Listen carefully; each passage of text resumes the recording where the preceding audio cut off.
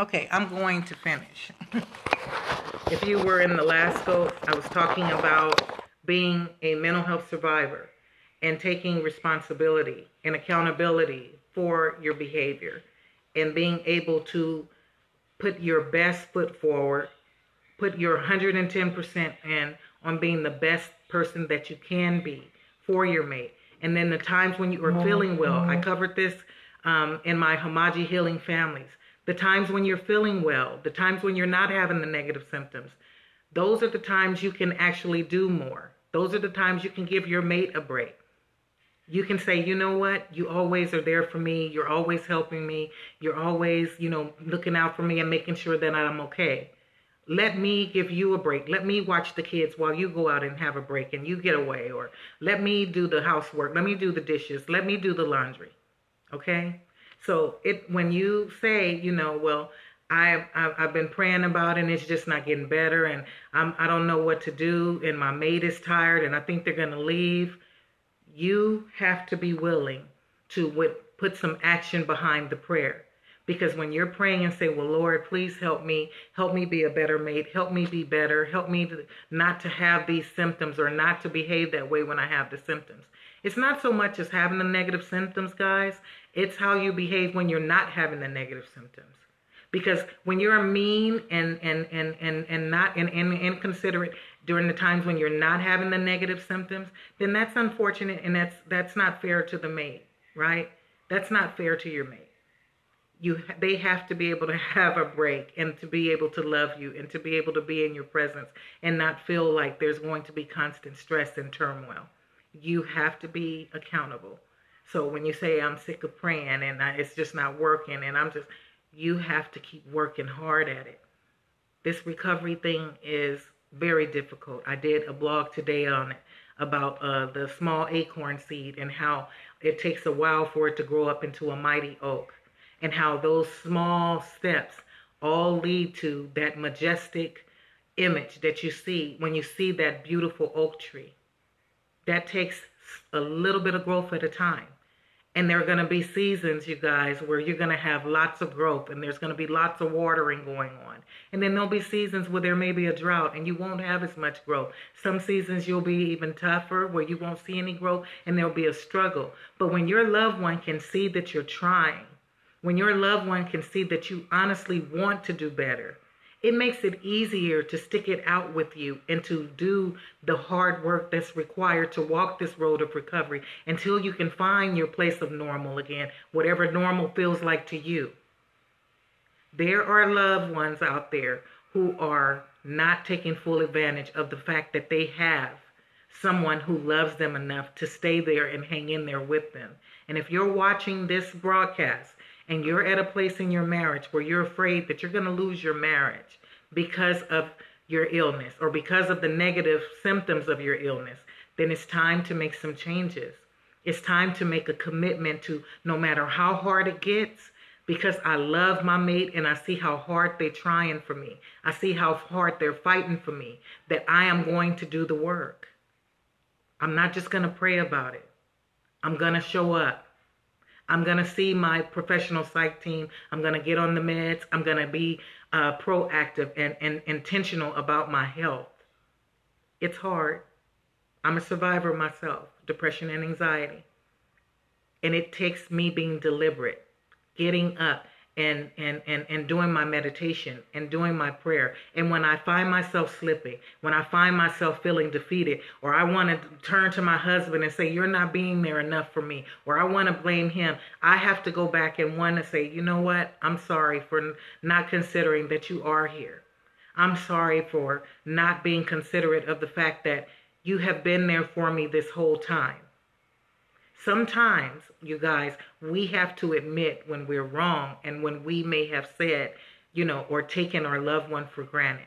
And I can tell you here today that I have been guilty myself of needing more than my husband could give, when he had already given so much, especially during the time when I was so new with my diagnosis and I was feeling just depleted and drained and that I don't know what to do. And you have always fixed things, and why can't you fix this?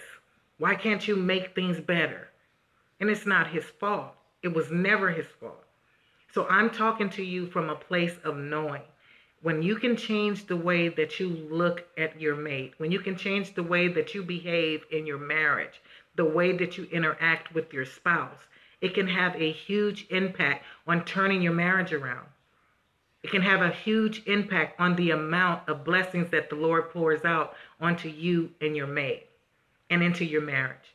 Today, I can say my marriage is stronger than it was ever before my diagnosis. And that is through the grace of God. That is through the grace of God, because we have experienced some things that should have torn our marriage apart. So I'm here to tell you that it is possible, but it requires some skin in the game. You have to be willing to do the hard work. You have to be willing to fight. And that's what people with marriages who don't have disorders, who are not caregivers and have the added stress, they have to fight for their marriages. So we're in this thing and we have to fight for our marriage. We have to keep our husbands and our wives as priority. In addition to our self-care, we have to be as deliberate about the care of our marriage as we are about our self-care, marriage care. We have to be deliberate. Take the time out with our mates. Go away with our mates. Stay in contact with our mates intimately. Talk with our mates. Share how we're feeling. Listen to how they're feeling. We can still take care of our loved one, but we need to have time committed that is not to be compromised, that is not to be negotiated unless there's an extreme emergency. But it has to be deliberate, because you have to nurture this thing. It does not come by wishing. It does not come by, oh, I'm going to toss up a prayer today, and then I'm just going to go on and I'm going to wait for God to fix it. You have to be willing to put in the hard work. And so when you say, I'm sick of praying, I don't want to do this anymore, I'm just going to give up, don't do that. If you are not experiencing violence or being repeatedly mistreated in terms of repeated infidelity, you have to get in this thing and you have to fight. You have to fight like you're going to lose everything, because you will. I am more grateful for my husband today than I ever could have been, I believe. Because how we survived being caregivers, how we survived my diagnosis, how we survived so many other things in our lives that could have destroyed us and tore us down, it drew us closer. It increased the trust in our family. We have a relationship that is beautiful. It's not perfect. And I wouldn't want it to be. So I just wanted to share that with you guys. If you are at a place in your marriage where you're thinking, I'm tired of praying, I'm not going to pray anymore, I'm not going to try anymore, don't give up. Fight. Do the work on yourself. Be honest with you. What is it that I'm not doing in this marriage that can be contributing to the breakdown of it? What can I ask God to fix in me? And then what can I do to do the hard work to fix it? And it doesn't happen overnight. It's going to take years, but be patient, because it grows into something beautiful. Okay? I leave you all with the blessing that may God give us all peace as our pillows. Join me tomorrow, 7 p.m. Central Standard Time. I'm trying to get to a place where I shrink down the time and get the message out. But it's just so much I want to share with you. And it's so much that I talk to caregivers and people and family members about things. And I understand how many people are hurting and thinking that, I don't want to pray anymore, and having fatigue, spiritual fatigue in your faith.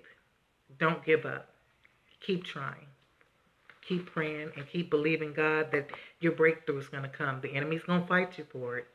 Oh, the enemy's going to fight you for it. We got attacked left and right. And at one time or another, one of us had to be the stronger one to keep fighting when the other one's faith started to waver and then think that we weren't going to make it. And that's what you have to be. One of you has to say, I'm going to be able to care more for you until you can care for us. Okay? So thank you guys again for joining the discussions. I hope that you'll join me tomorrow. Check out our social media accounts, Facebook, Instagram, and Twitter for the topic for tomorrow. And I'll see you tomorrow at 7 p.m. Central Standard Time. Once again, my name is LaShawn Wilburn. If you're a replay viewer, my name is LaShawn Wilburn. I'm the founder of Hamaji, a nonprofit out of Houston, Texas. I support mental health family caregivers who are helping their loved ones on their journey to mental health. So I help you to streamline the care demands while keeping your mental health first and while keeping your self-care at the front of your mind. Okay? Our replay viewers, thank you so much. Catch viewers, thank you. And YouTube, thank you so much. Good night, you guys.